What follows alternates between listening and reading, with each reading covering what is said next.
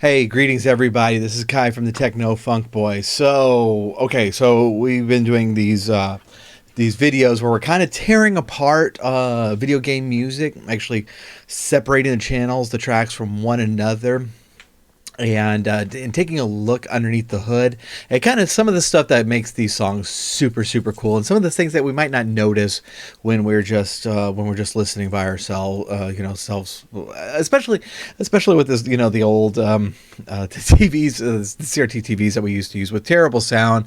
It all came out mono. It's one of the things that's really surprised me is how much stereo you actually have in this stuff, and that's actually going to be the case in this game. Song we're talking about today, which is The Big Whale from Final Fantasy IV.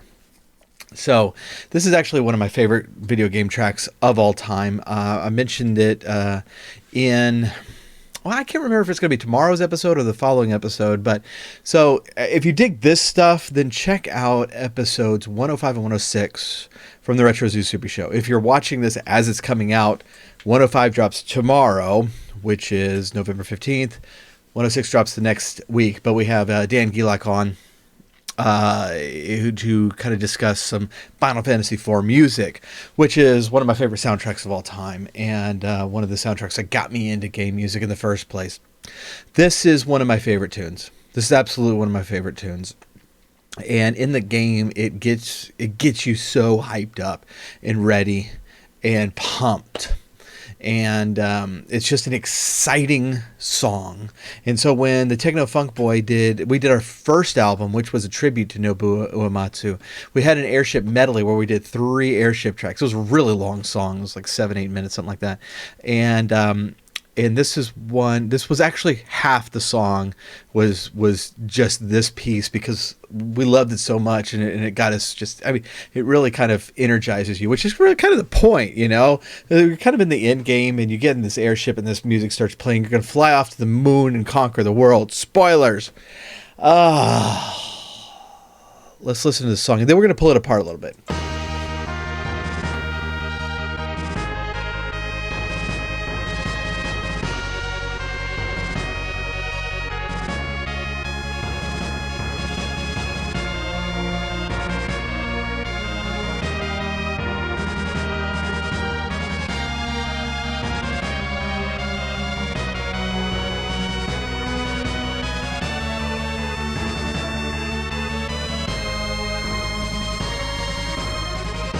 All right, now we're going to go into the repeat, but we don't need to stick with it. Okay, let's take this bad boy apart. So, SNES has 8 music channels. This song is actually going to only use 7 of them, and it's like deceptive. It's a little deceptive. It sounds a lot more complicated than that, but that's mostly because of what the string tracks are doing, which we're going to get to. But we'll start off with the percussions.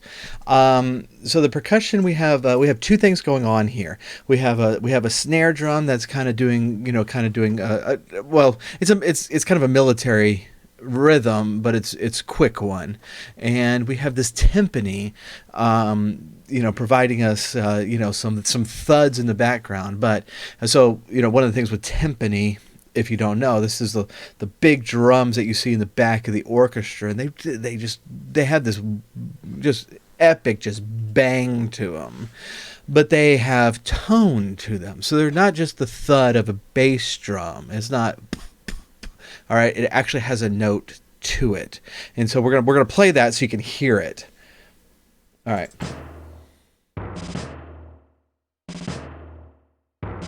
So this is both of these tracks.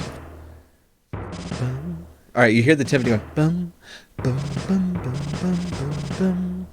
Okay, so that's.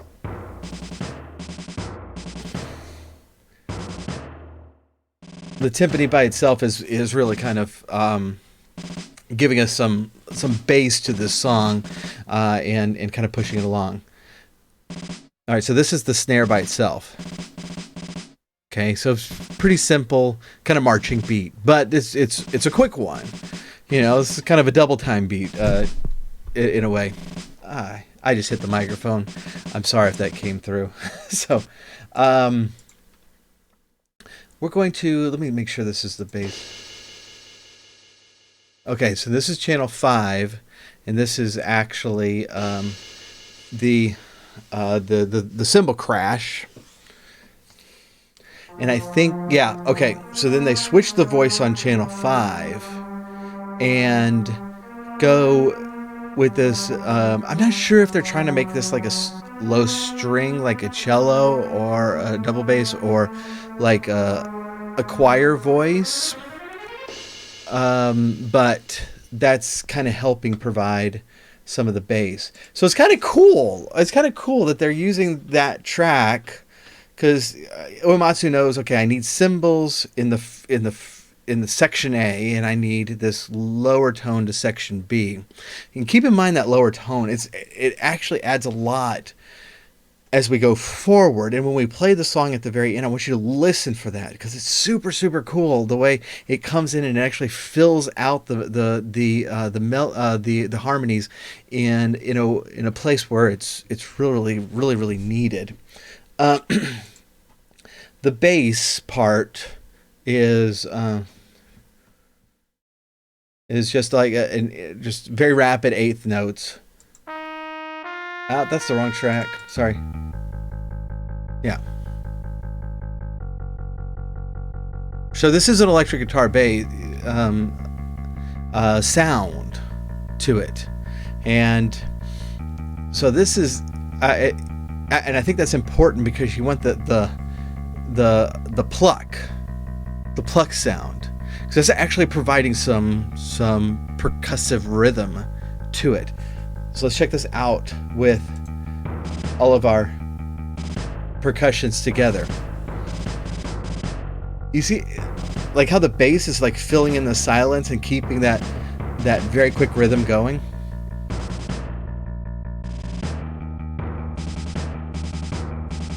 All right. Now the very simple trumpet melody.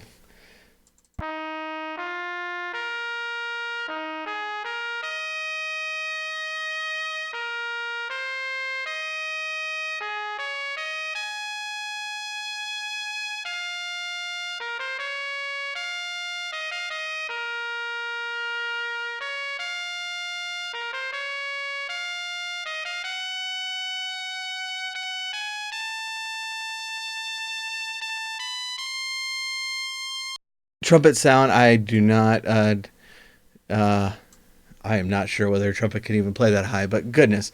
All right, so one thing you're going to notice about this that's pretty cool is almost every line, every phrase that this trumpet plays is in an upward motion.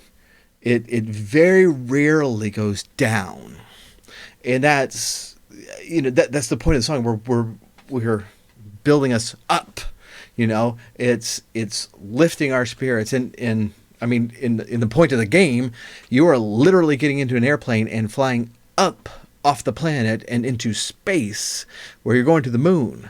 And so the music is mimicking the story here, but it is also like by the book. Doing these things that are going to lift our spirits and get us excited. So listen again to this. Upward phrase. Da, da, da. Upward phrase. Da, da. Another one, upward phrase. Another upward phrase. 4 in a row. All right, so this kind of lingers in the same area. But now here, now we start going up again. Up again. Up one more time. And so, like, there's 2 phrases in there that just kind of linger in the same area, but every other one, like 6 of them, are musically going upwards. It's really, really important. Which actually brings us to the arpeggios. So, really quickly, if you don't know what arpeggios are, very, very simple. You can play a chord. Chord is more than one note at the same time. You can play it dum, or you can play the same chord one note at a time. And da da da da da, like that. So the prelude theme, the crystal theme for Final Fantasy, da da da da da da da, up and down. Those are just simply arpeggios, of just chords. They're and this is something that well, it's used a lot. My goodness, if you're a fan of Muse, you hear a lot of arpeggios. They love arpeggios, that band. And I'm not making fun of them. I love Muse. They're used a lot by a lot of musicians, and this is kind of a way to have the chord, but also have a little activity in the song. So you're not just playing bum, right? You're playing the chord is moving a little bit. It has a rhythm to it, and so it gets the song some motion in there, and so it's very good. But this is especially important for video game composers, because especially on the NES, you only got 3 tracks to work with. The 4th track is a sound effect track, so it's providing percussion. It's not providing tone, and so you had 3 tracks to work with, and so like one you might do as a bass, and one you might do as a melody. But a lot of times you're going to use that middle track to do arpeggios, and that is so you can have the chord in the song without having to actually play 4 or 5 notes at a time, which of course you can't do. And so these are very important, and it adds some for video game composers, especially of this era. It adds a lot of complexity to your chord, while still allowing you to do it with a minimal number of channels. So that's important here, because you want these strings hitting a very large range of notes, but you have limited channels to do that in. And in fact, only 2 channels are dedicated to the strings at this point.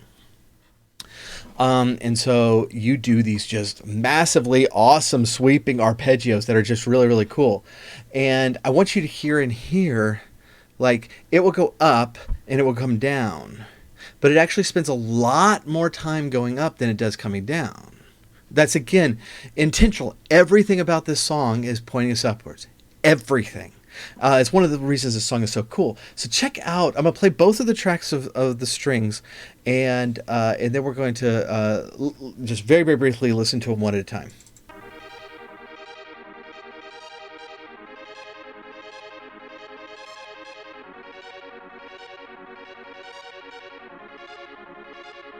Okay, so this is kind of what I mean. Oh, sorry, let's start over there. Down, up, down, up, down, up, down, right? All right, so then when we get to the B section right here, they slow down a little bit, but here they're going to go up again. Up, up. And now we're going to have a really slow, really, really kind of cool, slow descend. But it's so slow, it really kind of gives me the impression of that we've gone up, up, up, and now we're kind of gliding out. And this is at the same time, by the way, the trumpets are going much higher. And so it maintains that that effect, while still descending a little bit. All right, so this is what I want you to notice. So if you I figured out, I figured out how to make sure that this is in stereo.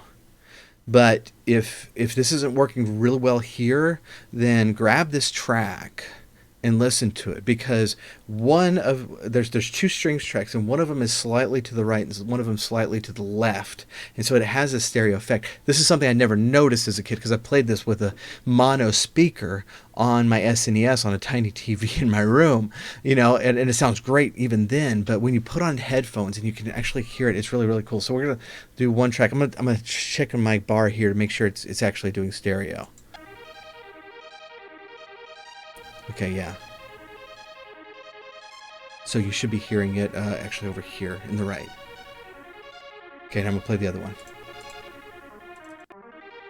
So this one's over here, to your left, to my right, which is why I kept getting my hands mixed up, right?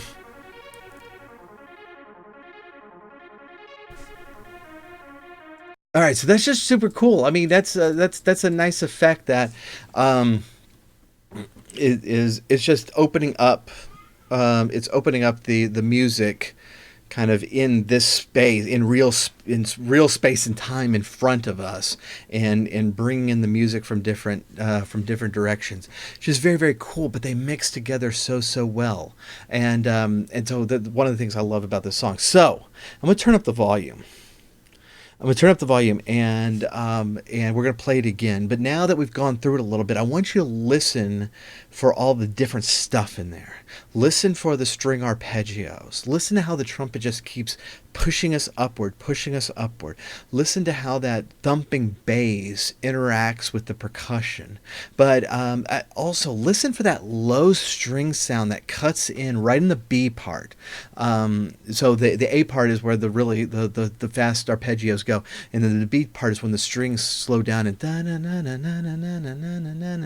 like that.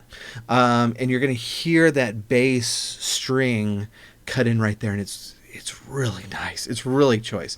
All right, so let's check this out. Turn up the volume, and let's go.